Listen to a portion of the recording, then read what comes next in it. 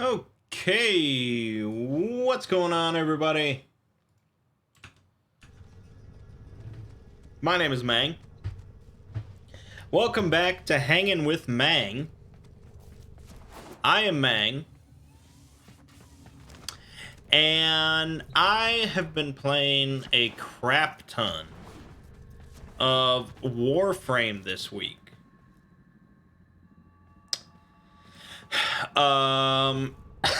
So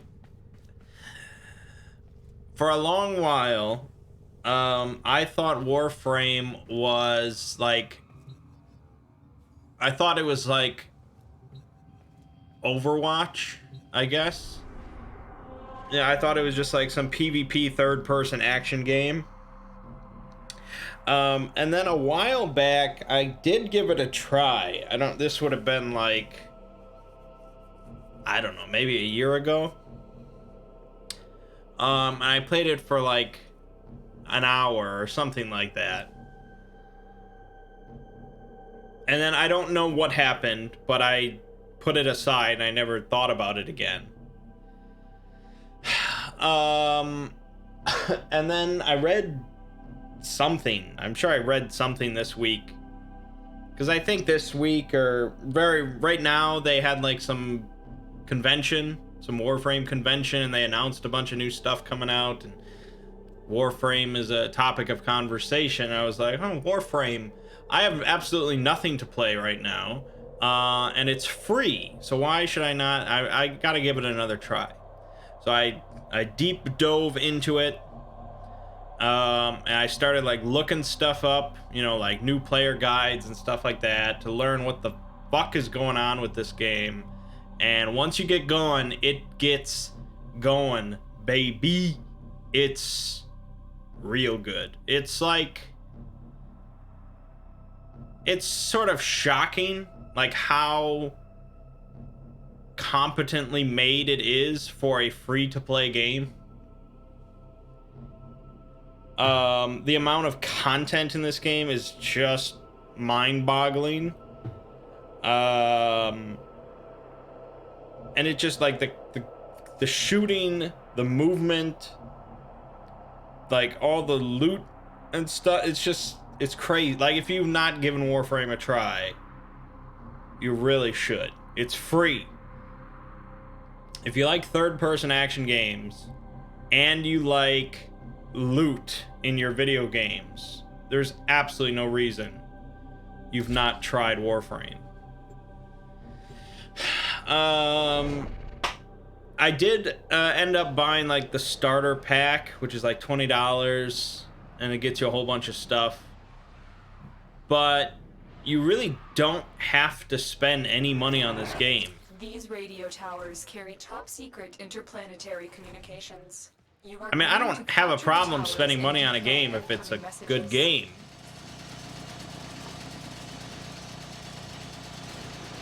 So I don't have a problem with that. It's just you don't really have to.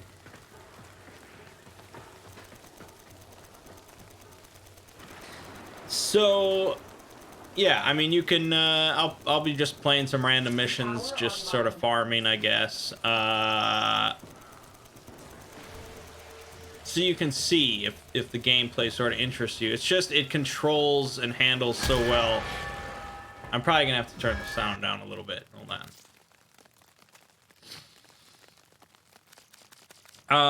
I've just been doing everything solo.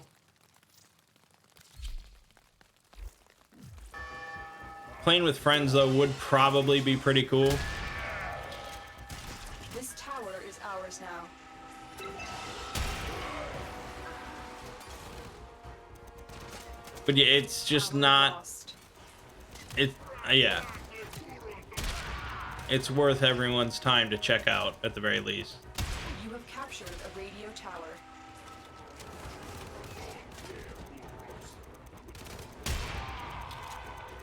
Anyways. This week... Tower captured. On this channel,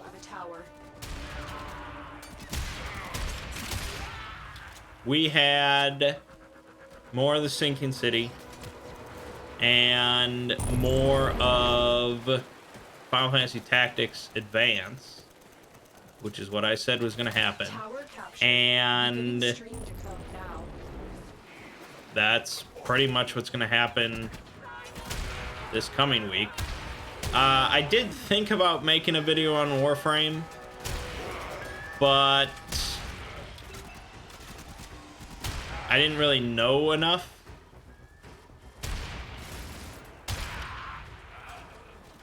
So I was I didn't want to come off as really newbie making some video on it.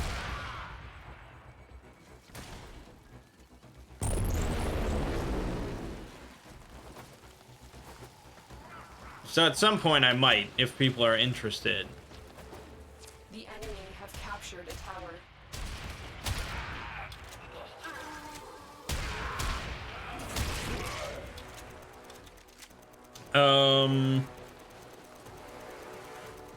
Yeah, I don't know exactly how far along I am in the Sinking City and when that LP is gonna finish off.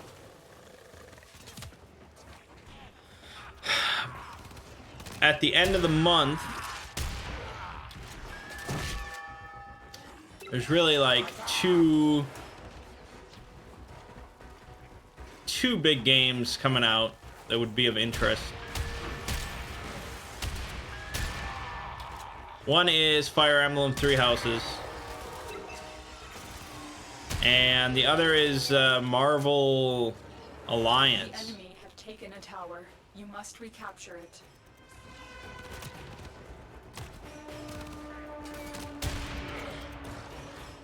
Which I haven't really played the first two games that much, just a little bit. But the enemy have captured a tower. It would probably be pretty fun. As for Fire Emblem, I mean, you guys probably know by now I'm a big fan of tactical RPGs.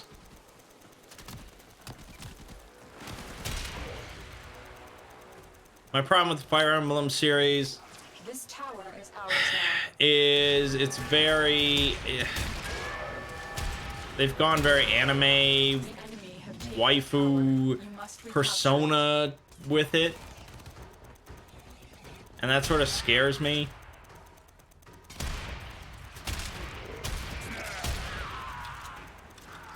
This tower is ours now. My big problem with like Persona 5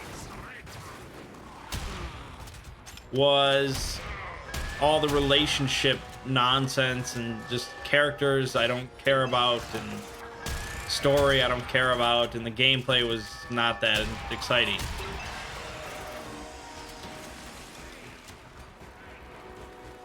Tower lost. And so what I really want is like Final Fantasy Tactics or Disgaea or, you know, something like that where the gameplay is really involved and complicated, with a lot of numbers. And what I don't care about is which of my anime characters I can make bang, you know. So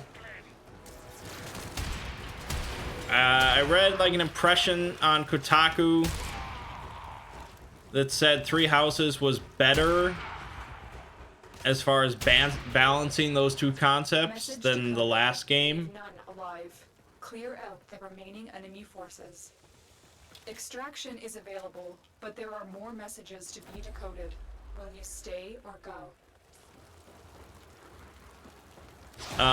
But good work today. Not only have we decoded the enemy transmissions, we have also I'm not disrupted sure. their communications. I think if I did an LP of Three Houses, chances are I would just start like skipping cinematics and like dialogue and stuff.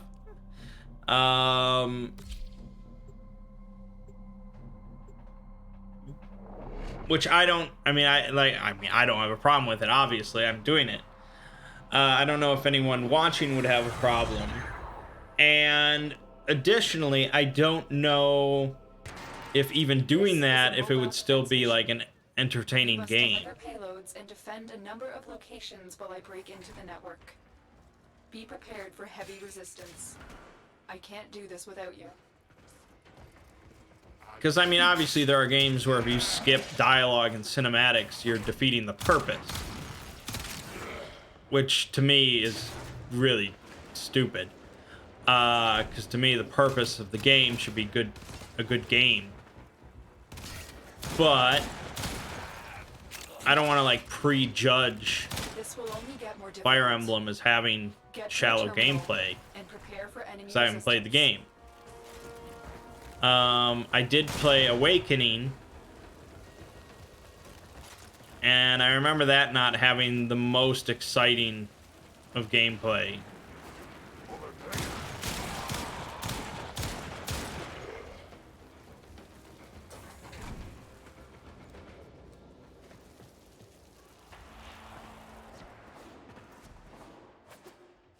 Because really, I mean, what I'm looking for is like Fell Seal. Like, that's a great recent tactical RPG that came out that didn't go overboard with story and anime characters and shit, and the gameplay was really solid. So I don't know. So I really like tactical RPGs, which makes me inclined to get Fire Emblem and do an LP of it, but I might enjoy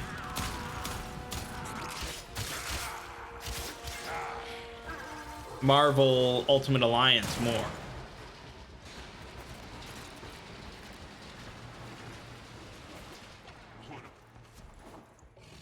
Hard to say.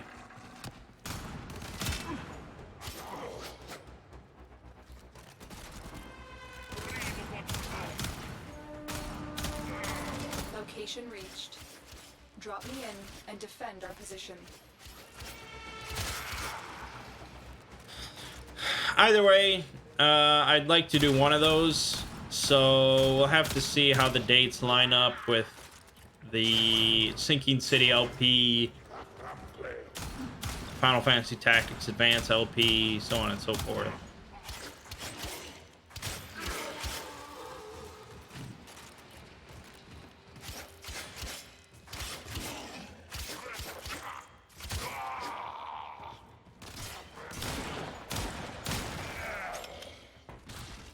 Beyond that, there is something coming out. Hold on. There is something coming out on the same day as WoW Classic, which I thought was really unfortunate. Oh, wait, hold on. I may have gotten something wrong. Now that I'm looking at this. Wait, when the hell does Marvel Ultimate Alliance come out? Can I get like a proper release schedule here?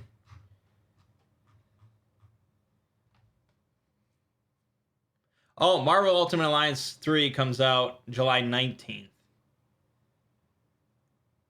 And Fire Emblem comes out the 26th. But Wolfenstein Youngblood comes out on the 26th as well.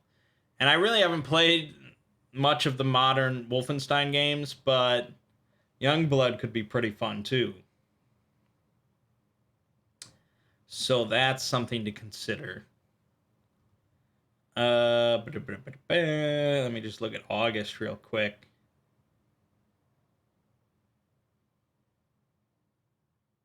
Oh, Control.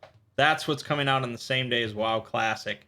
And I actually really want to do an LP of that.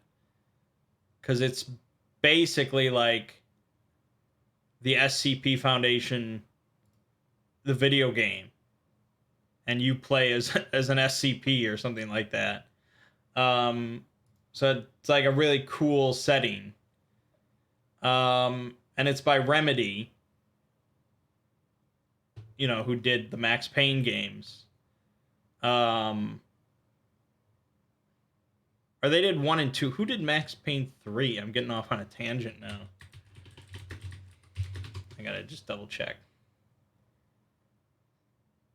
It was Rockstar. Yeah. Okay. I mean, Max Payne 1 and 2 are great though. So that was, yeah, it was really unfortunate Control comes out on the same day as WoW Classic.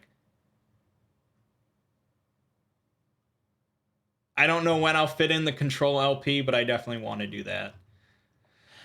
But other than that, yeah, it's basically between like Fire Emblem, Wolfenstein Youngblood, or Marvel Ultimate Alliance 3, which would be like the best. Which of those three would be the best LP?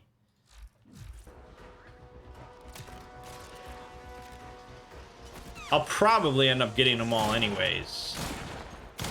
But I'm not going to LP all three.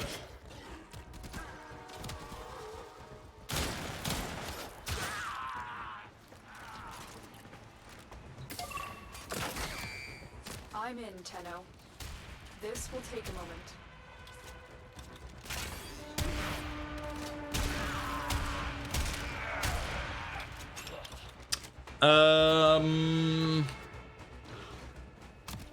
Yeah.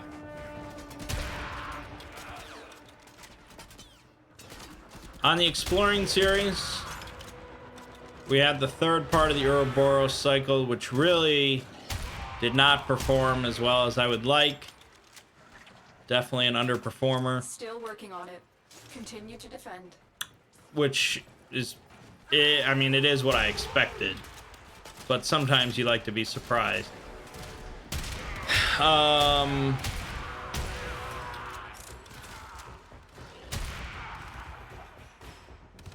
know, anytime you do like a part series, there's going to be less views as the parts go on. A lot of people tune in for the first part, and then not as many for the second part, and then not as many for the third part.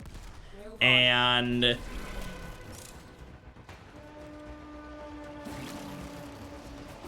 which is something I know very well from my LPs.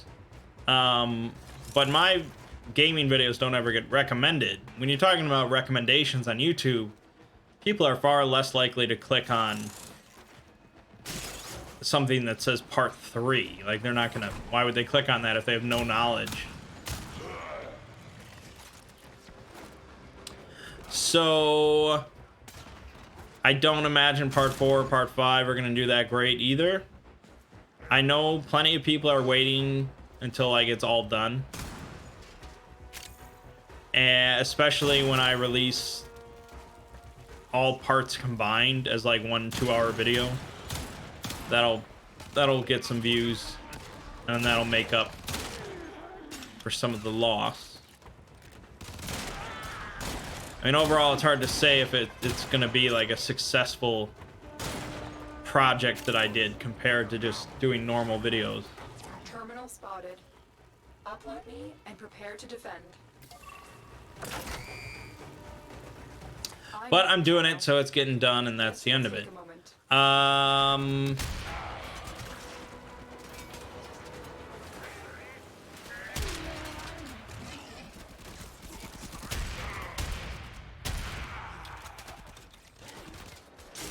So this week was basically my vacation week, which is why I played so much Warframe.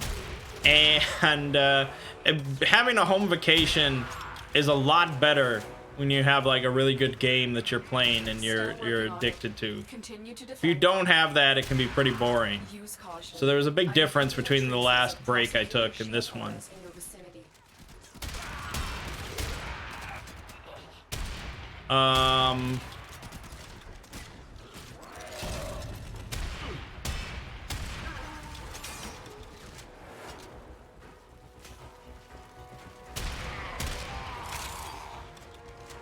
So releasing tomorrow then is area completed. Move on. Another reading, another Lord Blackwood reading, The Great Tarrasque Hunt of 83, which allowed me to read some French. I don't know how that's gonna go over. I mean, I'm glad I studied French for a little while, but I doubt my pronunciations are, I doubt my accent is on point.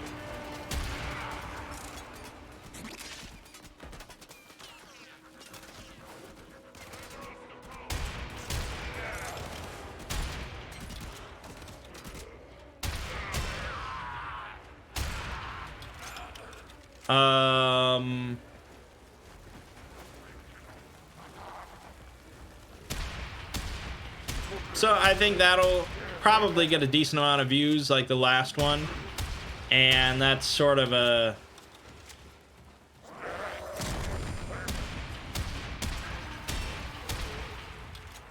nice break and a nice boost that I need right now in between all this Ouroboros stuff.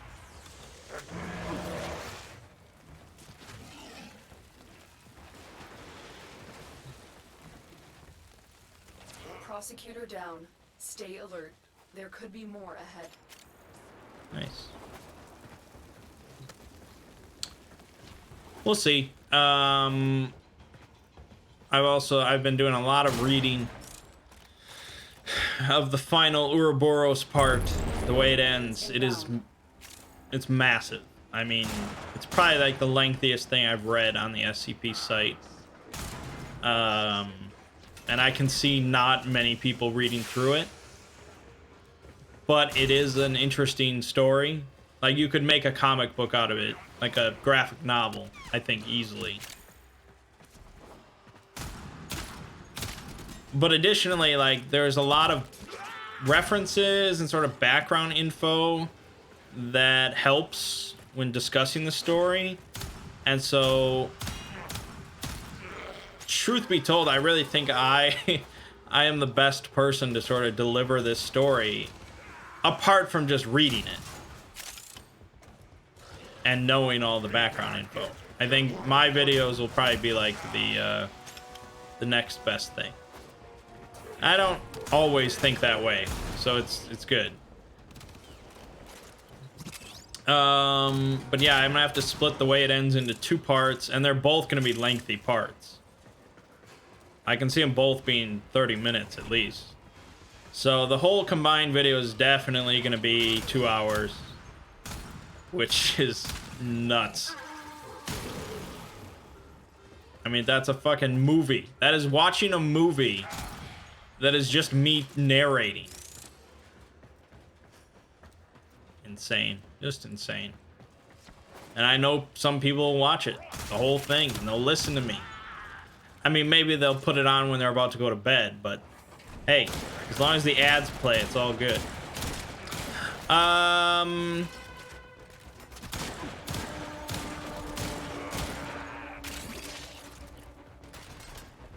So I'm gonna finish those 2 parts in the next couple weeks, and then I'm going to Gen Con.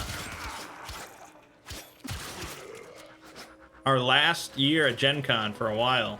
I don't know when exactly we'll go back, but we're not planning to go back next year.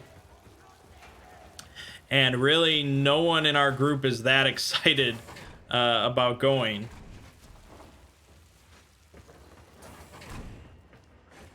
Just because none of us really play many board games. And maybe that's my fault. You know, maybe I got them all into this little hobby and then I just dropped it, and that's sort of it. I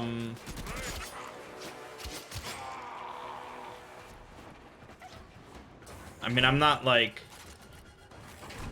intrinsically opposed to board games. It's just we don't get together that much except for one time a week, and I will always pick RPGs. And Gen Con has plenty of RPGs, and actually we are doing an RPG one-shot this year. I don't know if I mentioned it. We're doing a Call of Cthulhu Dark Ages one-shot. Some guy is DMing it. I think he might work for Chaosium. This might be an official one-shot.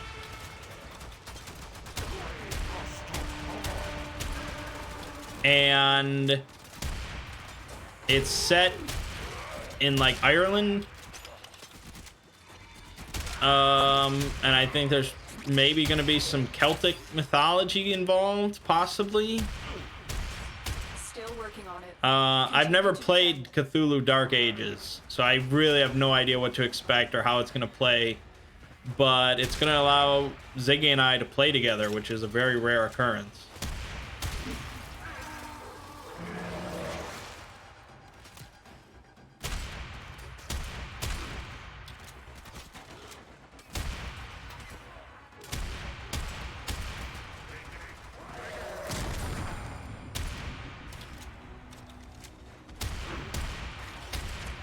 Odds were against us, Tenno, but we did it.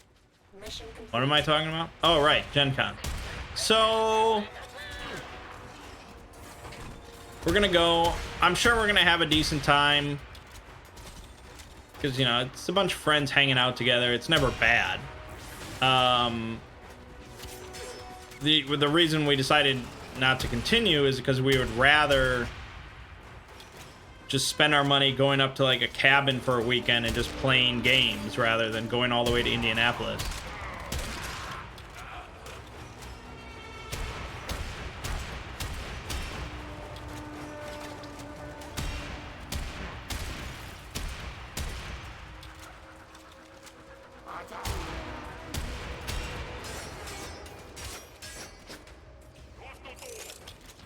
Killing my dog, bro.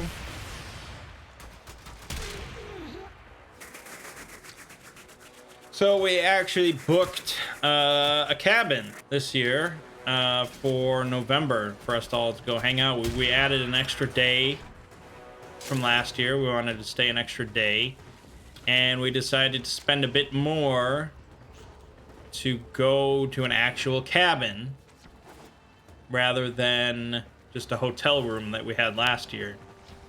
It's at the same like resort, so we're gonna have access to the water park still, which is nice. But it's just a standalone big cabin. It's a nice. It's like a 5-bedroom cabin with a whirlpool, 2 big ass tables, and a media room with a 120-inch projector screen. Good work. You have proven to So should be a pretty good time.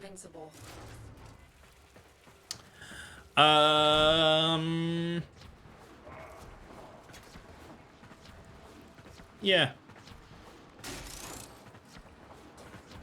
So I hate to take yet another break and do another reading video because of Gen Con, but that's just how it is. And I think after the Ouroboros cycle's all done, I'll probably have earned a bit of a break. Maybe. But then all of August is pretty much fine until start of September, when I am going to take a week off because I am moving.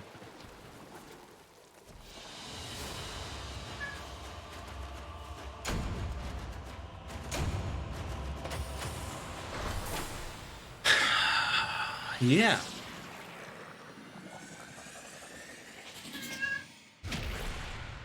What else then?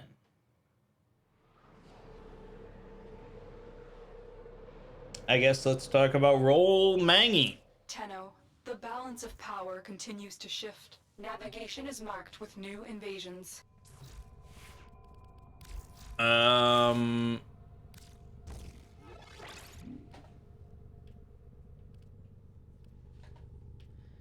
this was our first session without Artemis and with Gug instead. And it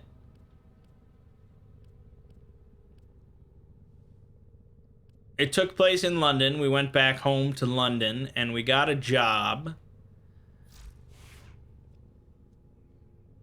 Gug was not officially part of the corporation, but he is...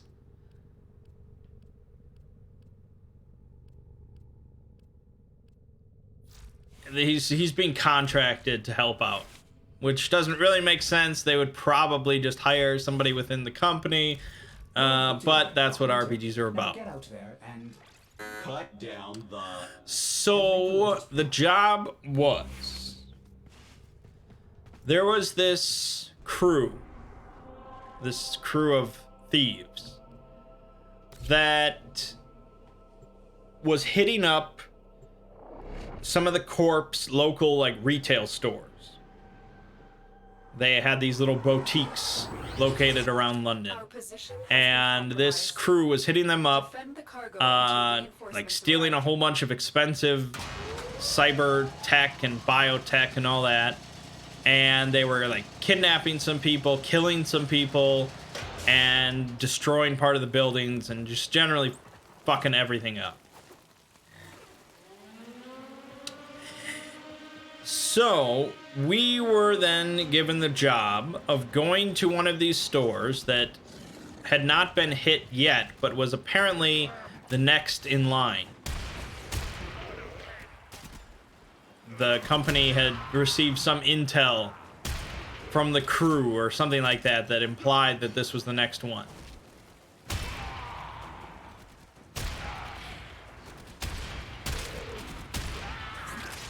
We were supposed to go to this store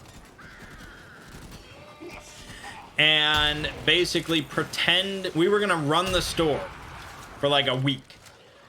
Pretend to be employees.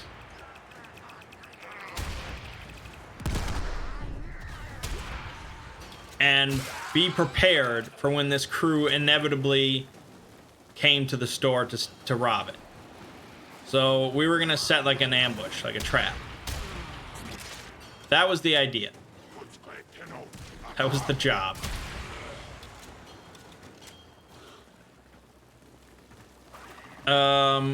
We did not set an ambush. Not because we failed, but that was not our plan.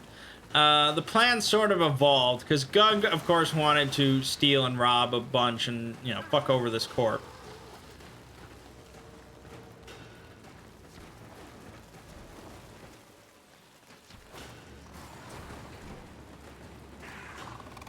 The problem was that if we steal from this store and we, you know, we say that it got stolen and we didn't retrieve it, like, that's coming out of our pay, and, you know, they're not really gonna like our crew for the next job, so it sort of just hurts us all around. It's not good. So we can't really steal this and say it was stolen.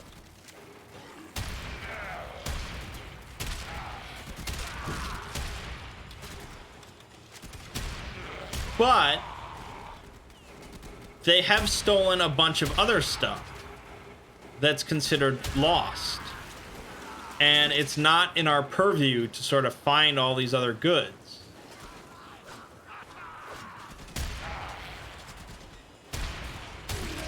Even though it probably should have been. Maybe that was like a red flag.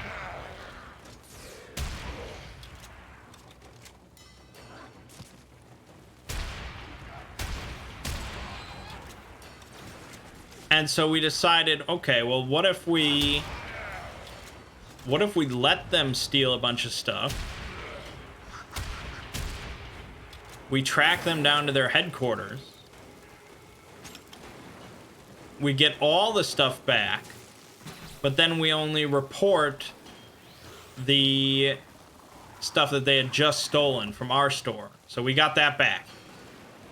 The other stuff we didn't find. We couldn't find it. It's gone. But really, we take it and we sell it, and we get paid.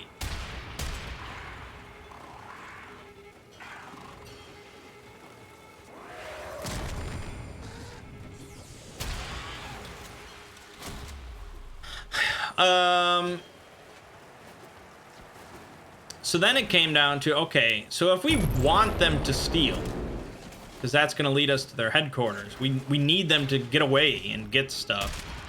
So they'll lead us back. They have to think that they've completely succeeded. That there's no professionals involved or anything like that. They're not being followed. If they need to think all that, then there's really no reason for us to be in the store.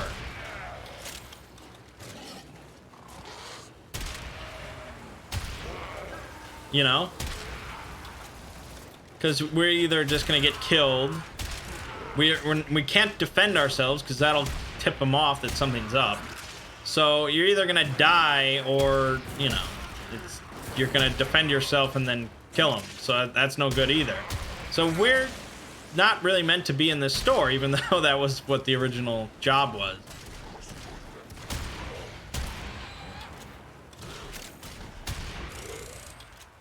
So we're just going to have, like, just some employees that we find running the store in our place. without, you know, our handler knowing, without the company knowing that we did this switch, because we're technically supposed to be working there. That was part of the job, but we don't want to work there because that's bad.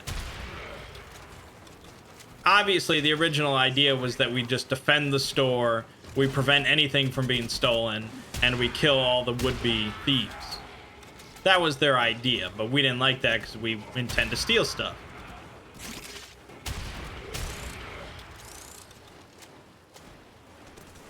It's hard to say if Ziggy thought of this or not.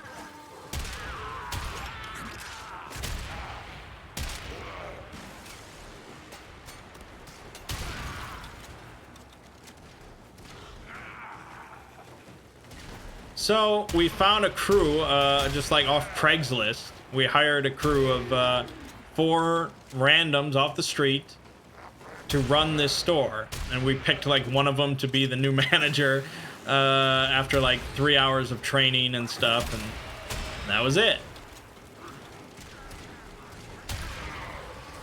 I mean, we were monitoring them and stuff. Like, we had security cameras and things. Like, they weren't gonna steal anything. And they did their jobs. They performed as needed. Because Thomas has a move. He has an ability that lets him hire a crew that's as competent as necessary. So that was perfect. So, you know, if we had focused on like actually defending this store and stuff, the whole thing would have been much different. We would have had like turrets or gas, you know, who knows what we would have had. There would have been some big shootout in the store and all this stuff. But no, we just sort of monitored it.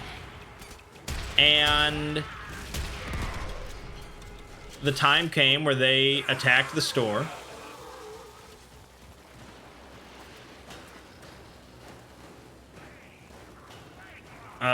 They executed they executed the guy we picked as the manager immediately. They kidnapped 2 of the people. I don't remember what they did with the 4th person. I'm sure he died. Either we killed him or he died. Yeah, he died. He's a loose end, so he's not alive.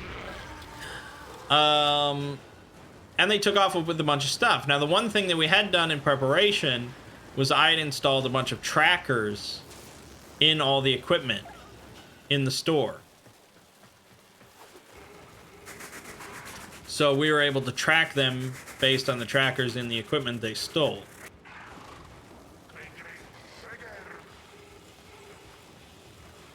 Now, the problem was studs had been like waiting above the building. Extraction is ready. And as soon as they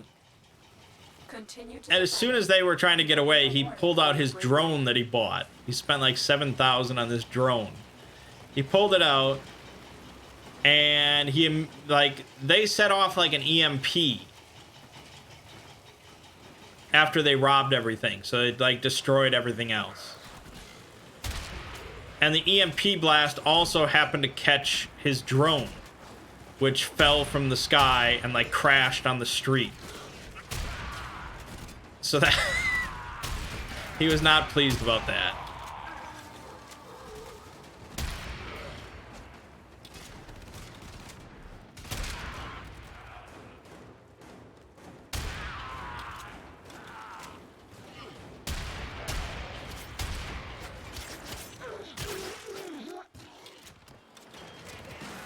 So he was planning on just following their car with the drone, rather than being in a car ourselves.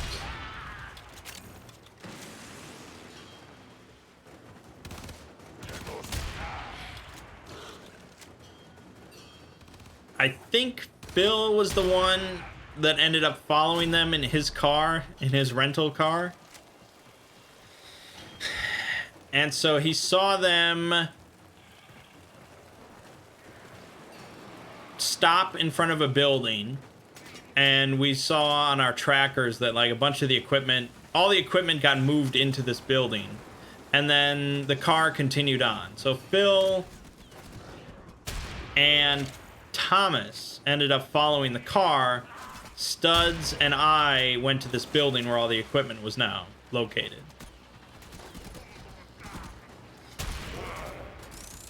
So we were not all together.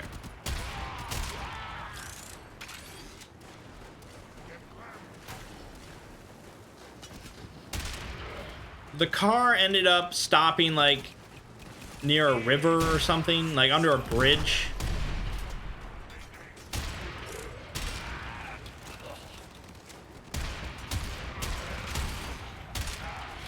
And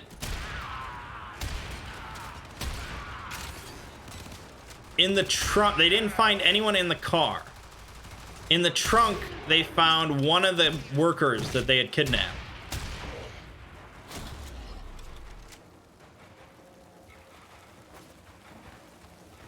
And so before they like let him out, they went into the car itself, and I think, yeah, Phil popped open the glove box, and that triggered a car bomb. So they both got caught by the car bomb. It ended up being way less deadly than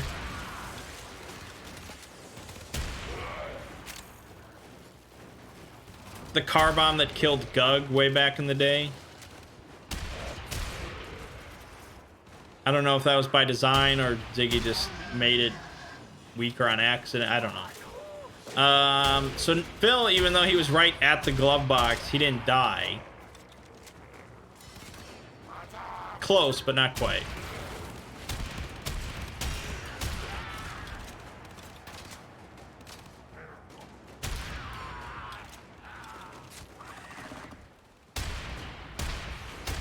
Meanwhile, Studs was planning on just sneaking into this building and just like assassinating everyone.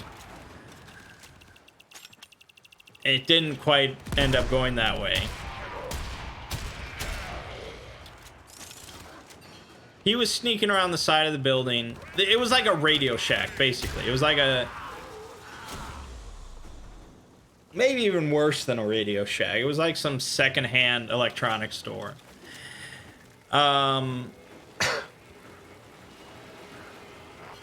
There was really no one in it except for like one employee.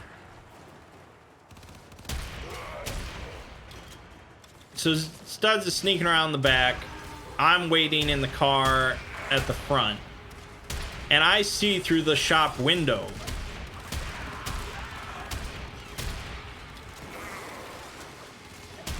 I see this guy in like a trench coat with a big hand cannon standing next to the front door, like to the side of the front door, waiting to ambush anybody that walked in. And I realized like I could just go sneak up on the other side of him and just shoot through the glass and put a bullet in his head.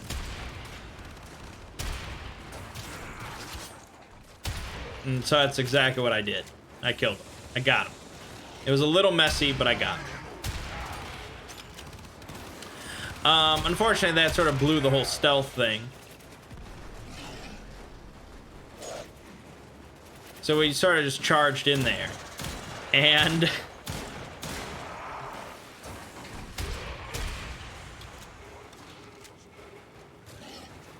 during the session, I had bought... we were talking about, like, okay, what's the best armor we can get? Like, we gotta get power armor. Because that was, in Stars Without Number, power armor solved all our problems. Like, we gotta get power armor. So, okay, well, that's probably not feasible. You know, that's really military, or, you know, corporate, like, SWAT team type, you know, who knows what. It's really not easy for us to get power armor. So, like, okay, what's the best thing we can get? And that was like a military hard armor or something like that. And we could buy that for 20,000 credits. And I was like, that sounds awesome.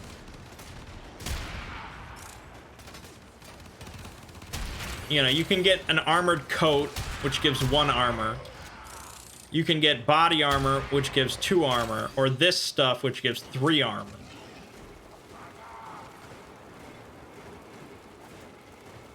I don't even remember enough about the mechanics of Sprawl to say if 3 armor is good. Like, honestly, I don't even remember how much, like, a pistol does in Sprawl. I haven't looked at the rulebook in so long.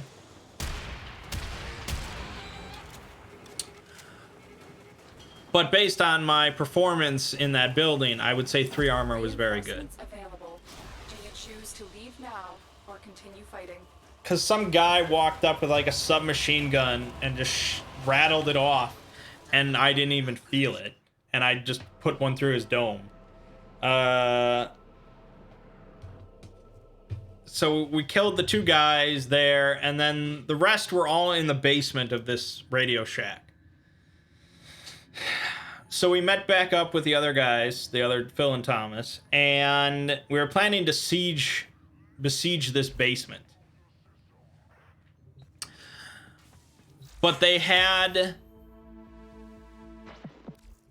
hostages. You know, they had kidnapped some people. And they had all of this stolen tech that we wanted to sell.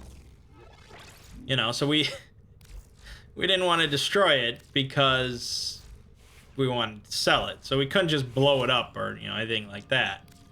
So this had to be surgical. Excellent armaments, operator. Please return covered in blood. Safe and sound. So I decided to hack into the computer system. They had a terminal on the first floor, so I hacked into the system. And I turned off all the lights in the whole building, including the basement. Because, you know, a couple of us had, like, thermographic goggles, so it was fine. And I decided I had this move that let me pull some gear out of my pack, and I could just decide if it was needed, which is always handy. So I pulled out, like, this strobe light. Just like a, you know, like a puck or something that just constantly strobes. And so we burst down there. Lights are off. They had been sitting in darkness for a few minutes. We threw the strobe light, and then we just started blasting. And they had a guy with military hard armor as well. And they had a couple others. They had like a shotgun guy and a flamethrower guy and stuff. But we had caught them basically by surprise, even though they fully knew we were coming. The lights off with the strobe really ended up helping. Not to toot my own horn. But even more than that, what really helped, of course, in an RPG was the rolls. We all rolled in our shots and stuff, and we all rolled perfectly. Like, stunningly well. It was really alarming. And so none of us, like, got hurt at all, and we just executed all of them. And none of the hostages got hurt, and it was all just good. It was just good. It was well done.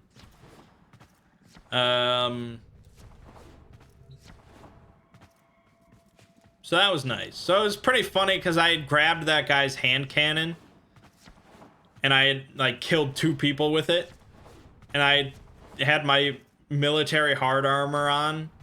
So I was like a walking tank, but I was also hacking. You know, I hacked the lights and stuff. So Gug so far has performed much better than Artemis did, even without the bear. So we rescued the hostages. That was like a side objective, that they had kidnapped some other employees, and so we found them. But we did find the gear that they had stolen from the shop just now. We didn't find all the other gear. It was gone. We did, however, find like a hole. It was like a toilet hole. It was a poop chute, really. Or a former poop chute. And Phil had been like poking his head around there, and he had heard voices. And suddenly he had this urge to like climb down the hole.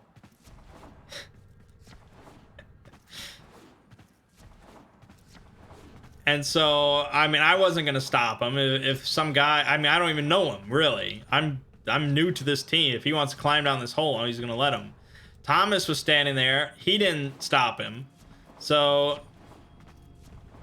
Ziggy hadn't really planned for that. So Mert's character happened to be there, even though Mert wasn't there.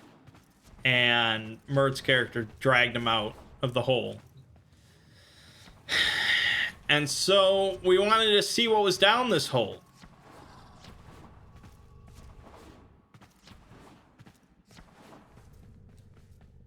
So Phil took out his, he took off his glasses that had recording capabilities. And we put them on a string and we just lowered them down the hole.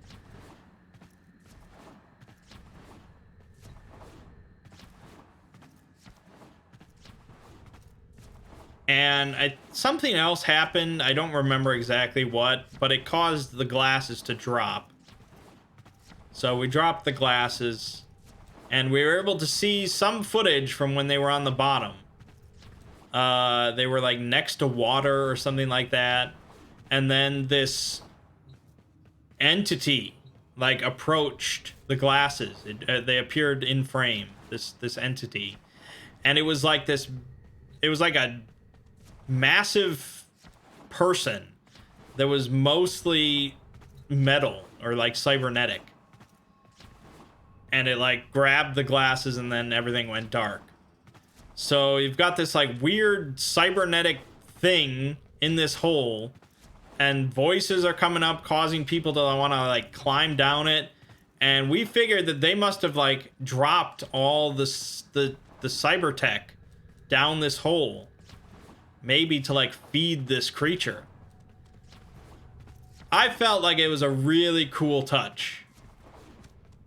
I thought, okay, this is like, you know, when you get into sort of cyber tech horror and stuff like that, that's really cool. So of course I dropped a frag grenade down the hole and we just booked it out of there. I mean, what else are we gonna do? I don't want to go down that hole. Nobody wants to go down that hole, so fuck it. So we reported back. We got paid in full. We did a job well done. We had to cover a few things up because we were supposed to be working at the store. So we had to cover a couple things up. But other than that, it was a job well done. I doubt future missions are going to go that well, but you never know. And we ended off with Gug, like, because Gug was not at the meeting where they got paid, because he's not stepping foot in that corp building. And so they were sort of discussing how much money that they got to give to me, because I didn't know how much we were supposed to get paid. Because that's a sort of weird thing about the Sprawl, is you don't know. I mean, that was our biggest problem with Sprawl in general, was the whole money system. And we had changed it all just to Nuyen and just copy Shadowrun and blah, blah, blah. But we didn't change, like, the moves that got you the money. Because you're supposed to, like, bet a certain amount of money when you get the job. And how well you perform on the job determines how much your bet pays off, which is really odd. We don't do the betting system, but we also have it so that you don't know how much money you're supposed to get, really, until you finish the job. So they never told me how much we got paid. And they came to me, and I think they did end up giving me the fair amount, but they said, if you want this, you have to agree to join the team officially, which means being hired by this corp. Gug doesn't like that. It's pretty shit. But they convinced me that if I join, there's going to be a lot more opportunities to fuck over the corp and to steal a lot more money and to get a lot more out of it. And so I thought that sounded pretty good, so Gug agreed to join. And yeah, we'll see where it goes from there.